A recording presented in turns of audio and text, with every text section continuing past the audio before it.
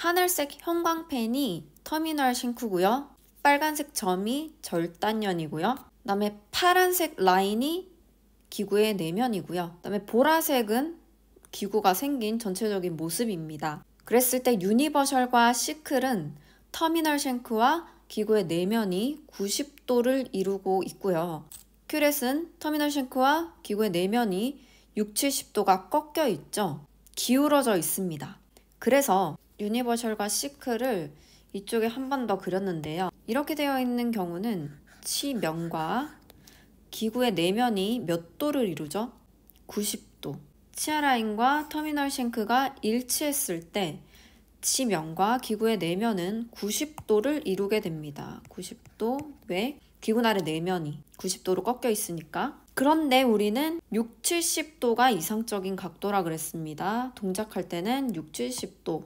그러면 기구를 조금 숙여야 되겠죠. 치아 쪽으로. 살짝 숙였을 때 이 정도, 그리고 연화에서는 이 정도. 이 정도가 되면 6, 70도랑 비슷하게 되겠죠. 그래서 치아 장축과 터미널 싱크가 비슷하게 될 때 기구 아래 내면과 치면이 60도에서 70도를 이루게 됩니다. 그러면 우리가 원하는 동작 각도가 나오는 겁니다. 자, 그럼 큐렛을 한번 보도록 하겠습니다. 큐렛은 우리가 원하는 이상적인 각도로 이미 꺾여 있기 때문에 치아 라인과 터미널 싱크가 일치해야 우리가 원하는 각도가 나옵니다. 그렇죠? 눈으로 확인하셨죠?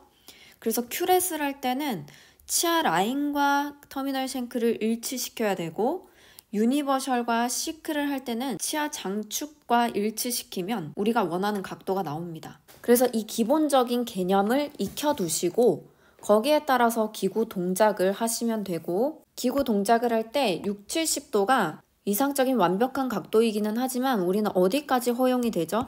45도에서 90도까지는 허용이 됩니다. 그렇기 때문에 유니버셜이든 시클이든 큐렛이든 대충 치아 라인과 비슷하게 맞추든지 치아 장축에 비슷하게 맞추든지 하시면 벗어나지 않게 되고요. 그러나 더 정확하게 하고 싶으면 유니버셜과 시클 같이 90도로 꺾여 있는 기구 같은 경우에는 치아 라인에서 20도 정도 숙여주시든지 아니면 치아 장축에 얼추 비슷하게 맞추면 우리가 원하는 각도가 나오고요. 큐렛은 치아 라인에 비슷하게 맞추시면 우리가 원하는 각도가 나옵니다. 자, 그 다음에 유니버셜. 유니버셜은 이렇게 생긴 거죠. 바로 찾아야 돼요. 진짜 몇 초 안에. 가변 먼저 합니다. 1번부터 2번부터 먼저 하든 상관은 없는데, 자, 유니버셜은 핸들에 속으면 안 돼요. 핸들에 속으면 안 되고 날과 그 다음에 터미널 싱크 여기까지만 보고 계속 연습을 하셔야 됩니다. 핸들에 속으면 계속 이렇게 접근, 토우의 끝으로 계속 스트로크를 하려고 해요.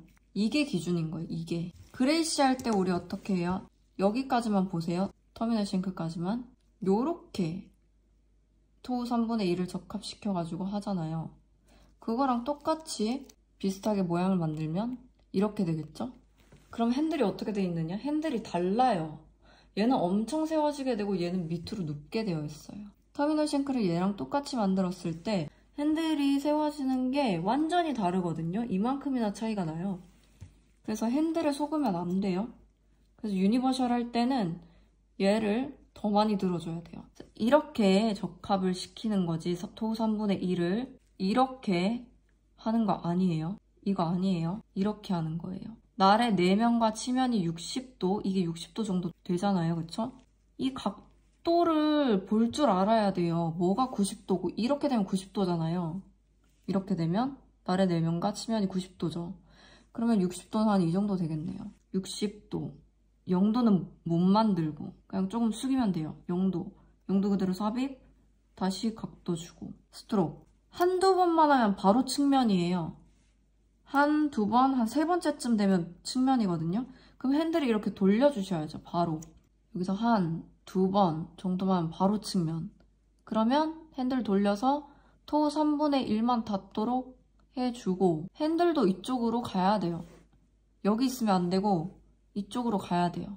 이렇게 해서 이렇게 해야 토우 3분의 1만 닿고 토우 3분의 1의 내면과 치면이 60도의 각도가 되게 됩니다. 이렇게 되면 0도예요. 핸들을 저쪽으로 안 보내고 계속 이렇게 하면 내면으로 긁게 되어 있어요. 내면과 치면이 쫙 달라붙어 있잖아요. 이건 0도죠. 90도가 되려면 어떻게 해야 돼요? 이게 0도예요. 그럼 이 라인에서 90도 만들어 보세요. 이게 90도죠? 핸들이 이만큼 가야 90도인 거예요.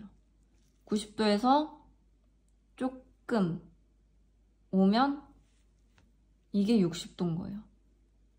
근데 핸들이 너무 이쪽으로 가는 건 솔직히 손이 너무 힘들잖아요. 이렇게 하면 이상적인 60도가 나오기는 하는데 너무 힘들기 때문에 굳이 시험에서 이까지 가라고는 안 합니다. 그래도 약간은 이까지까지는 아니더라도 긁었을 때 소리 나는 이 정도까지는 와야 돼요. 아시겠죠? 이렇게까지는 아니더라도 이렇게까지는 핸들이 저 반대쪽 왼쪽으로 좀 가 있어야 됩니다. 그리고 핸들 제발 틀고, 여기서 핸들 안 틀고 이것만 하면 미들이다이죠. 더 틀어야 토 3분의 1이 닿습니다.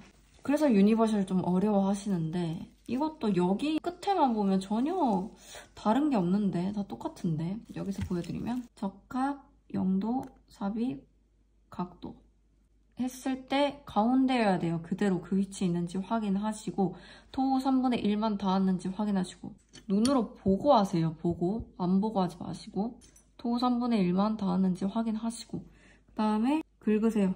조금 긁으면 바로 측면이죠? 측면에서도 토 3분의 1만 닿았는지 확인하시고 핸들 이쪽으로 틀어졌나 확인하시고 가세요.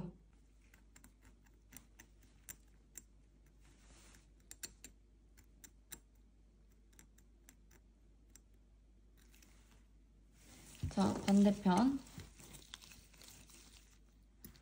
이때도 마찬가지. 이거 아니고 이거예요. 터미널 싱크까지만 보고 판단을 하셔야 돼요. 이 핸들에 속으면 안 돼요. 적합, 영도, 삽입, 각도. 가운데에서 몇 번 하면 바로 측면입니다. 측면. 핸들 돌려야 돼요. 핸들도 돌리고 핸들의 위치도 이쪽으로 가고. 하나, 둘, 셋. 적합, 영도, 삽입, 각도. 스트로크 하고 바로 틀고 핸들도 이쪽으로 돌아가고 핸들 위치도 이쪽으로 가고. 보여드리면 이렇게 하나, 둘, 셋. 진짜 제가 마모가 엄청 많이 되어 있어요. 소리가 안 나요. 마찬가지로 관절이 움직이면 안 돼요. 관절이 움직이면 안 되고 손 자체가 움직여야 되고 이렇게 스트로크 하면 안 되고, 여기서 옆에서 보면 이렇게 그대로 이렇게 움직여야 되지 이런 식으로 움직이거나 뭐 이런 식으로 움직이시면 안 돼요. 이게 라인 그대로 위아래만 움직여야 돼요. 위아래만. 거의 변동 없이, 아무것도 변동 없이 위아래만 움직여야 됩니다. 근데 계속 올라올 때마다 핸들 이렇게 돌아오거나 이렇게 위치가 바뀌거나 이렇게 까딱까딱거리면 안 돼요. 이건 수직 스트로크가 아니죠. 자, 유니버셜.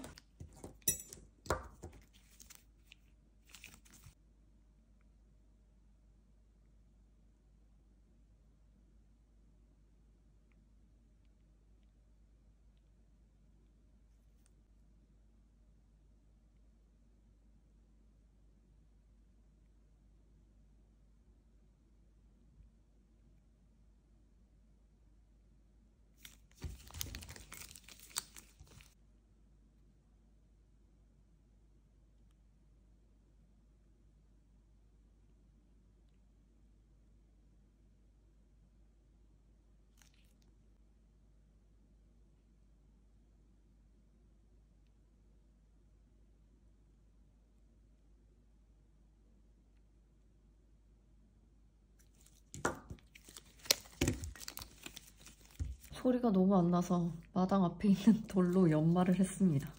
적합, 영도, 삽입, 각도.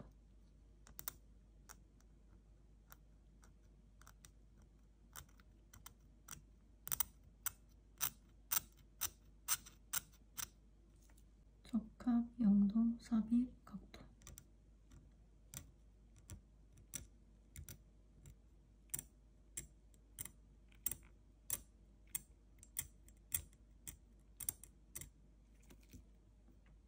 직각, 0도, 삽입, 각도.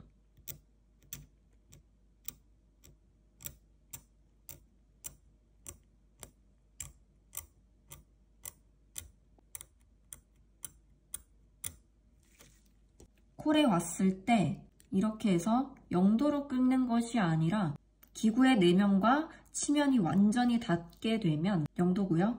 여기서 치아 라인과 일치가 되면 기구의 내면과 치면이 이루는 각도가 90도가 되게 됩니다. 그 이유는 터미널 쉔크와 기구의 내면이 이루는 각도가 90도이기 때문에 이렇게 치아 라인과 일치시켰을 때 치면과 기구의 날도 90도가 되게 됩니다.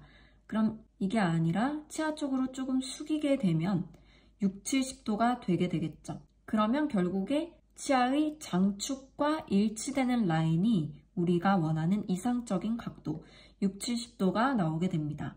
그런데 여기까지 핸들을 너무 많이 옮겨버리게 되면 기구를 동작하는데 너무 힘들기 때문에 이상적인 각도까지 시험에서 바라지 않고 하면 좋겠지만 여기와 여기의 반은 이 정도가 되면 45도 정도 되는 겁니다.